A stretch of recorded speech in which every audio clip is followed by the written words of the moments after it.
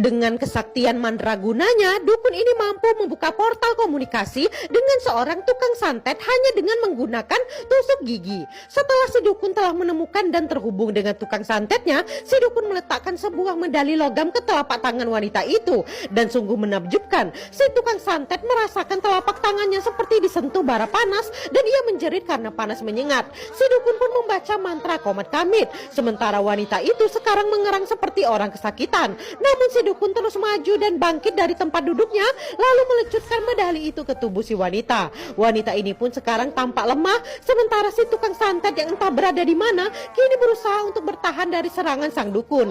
Sang dukun bertanya siapa dia dan apakah dia seorang manusia sambil melecutkan medalinya lagi. Wanita ini pun berteriak kalau sang dukun menyakitinya. Namun dukun itu terus bertanya siapa dia dan menyiksa si penyantet agar ia menjawab. Namun wanita itu tiba-tiba bicara agar sang dukun jangan ikut campur kalau ingin hidup.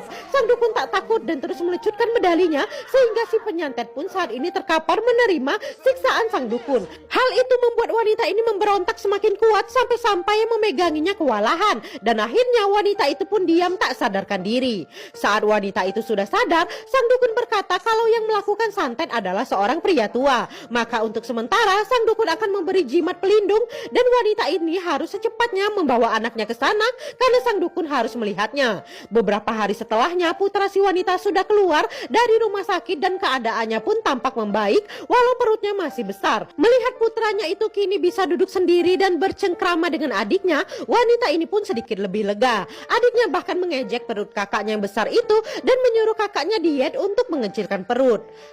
Putranya pun juga kini sudah mau makan walau sedikit-sedikit. Dan saat sedang makan itu, pemuda ini bertanya kepada ibunya, sebenarnya ia itu sakit apa? Saat itulah akhirnya sang ibu pun memberanikan diri bertanya, apakah putranya itu pernah ada masalah dengan seorang laki-laki tua?